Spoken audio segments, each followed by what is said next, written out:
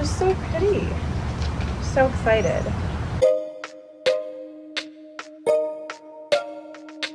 So my family loves to garden. It's one way that we can spend time together, get outside, unplug from our devices. We knew that we wanted to try some container gardens this year.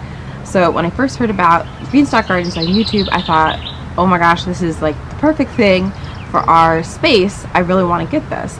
And they went on sale earlier in the year. I decided to purchase 2 of them. Got one for my mom and one for myself as Mother's Day presents.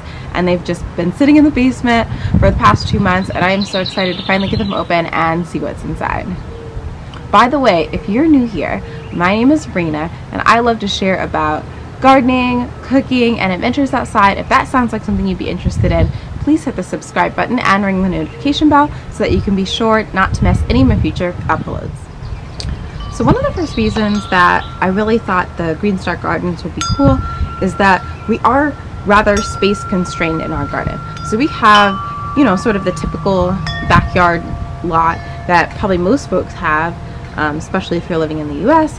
And but most of our backyard is shady. So really the main gardening space that I could use for growing fruits and veggies, the main sunny spot, is that strip right alongside the driveway where there was sort of a border garden.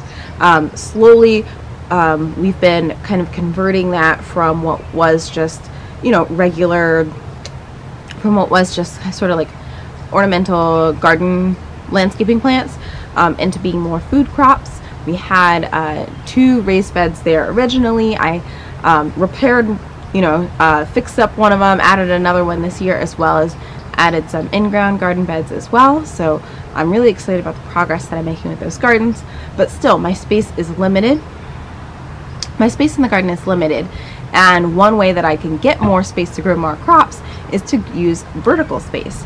So that's why I thought the GreenStalk gardens would just be so cool, because it would allow me to plant so many more different crops and different varieties of crops than I could plant in just, you know, 2 or 3 raised beds that I have available right now. Another reason is that we do get, you know, a fair amount of pest pressure. We've got, you know, everything from squirrels, chipmunks, groundhogs, occasionally deer browsing, and obviously the GreenStalks can't fix all of those things, but just getting them up off the ground, I think that would reduce some of the pest pressure of the majority of things that, you know, would have been eating our garden. I don't know that this is going to work. It's really just an experiment this year to see how it goes, to see if things like our lettuces, which, you know, we're getting eaten down to the ground by, you know, slugs and just other things, you know, other little animals, chipmunks. I don't know who's eating the lettuce, but see if getting them up off the ground would help them to survive a little bit better. Also thinking, you know, having that garden, having that salad garden just like right at eye level, A, it's going to be so super beautiful, and B, you know, it's just going to be easy. You can just come out and just pick some lettuce leaves and make a quick salad, and it will be easier to harvest in and to work in than the in-ground garden beds or even the raised garden beds, because you won't have to necessarily bend down as low. So for folks where that, you know, where that might help them, where that might make it easier to garden, something that fits in a small space, or something that uses that vertical space so that you can access it more easily, I thought that was a really cool aspect as well. So we're going to try the GreenStalk gardens this year, and I think they will be really awesome and really great. Can I just say that I was so blown away by the package that I got from GreenStalk. When I opened it up, it really felt like opening a present. It was gift wrapped, it was beautiful, and there's just so much obvious like care that they put into how everything comes together.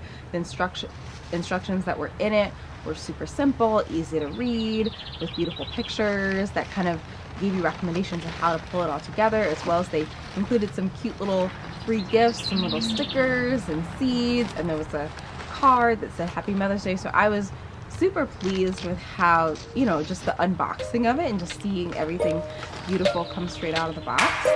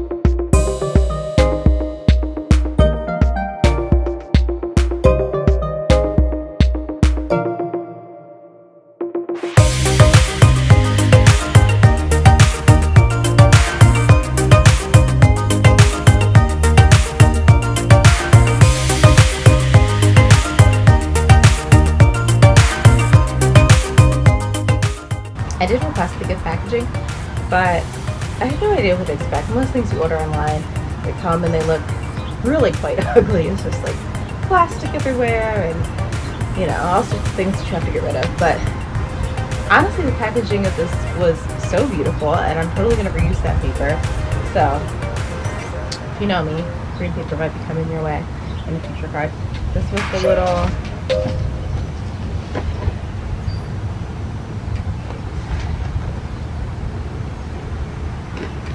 gift card, or you know, gift acknowledgement that came in the card in the box, and it's just so pretty. I'm so excited. Okay, it says open me. I'm starting to understand the hype of why everyone is so in love with their GreenStalk gardens.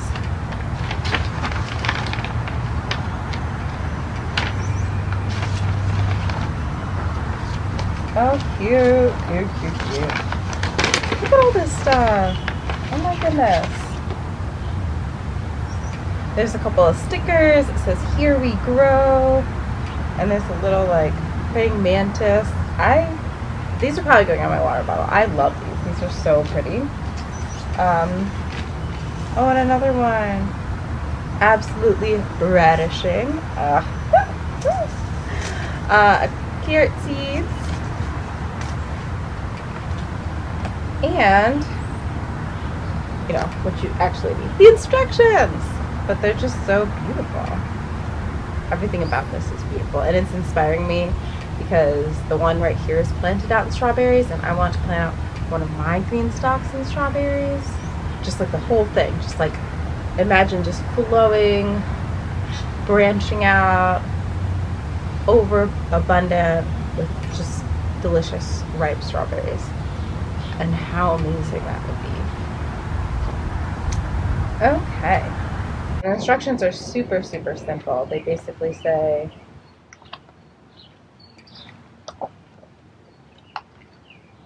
fill with soil and plants, stack them, and then water. Which, I don't know how it could get any easier than that. This first one you just fill with water. And then these gray discs are on each level of the planter, and water will drip from this main water into these and water each level of this. It was so simple to put together. All I really had to do was lay out the 7 sections of my planter. Did I have 5 sections? 5 sections. 1, 2, 3, 4, 5. 5 sections. I had to lay out the 5 sections of my planter. Fill each of those with soil. You wanted to fill them all the way up to the brim to allow some room for settling.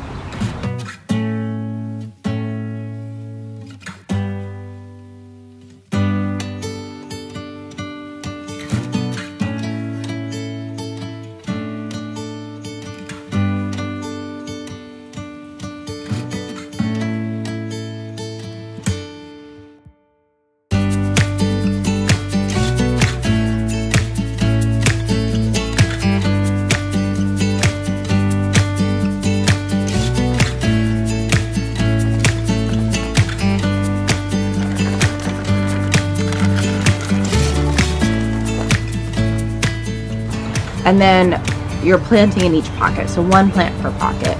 So one of the GreenStalks my mom planted out with some different herbs and lettuces, and the other one I planted out completely with strawberries. So I'm hoping that that will cascade down and be a beautiful strawberry tower. If not this summer, maybe by next summer. We'll see what happens.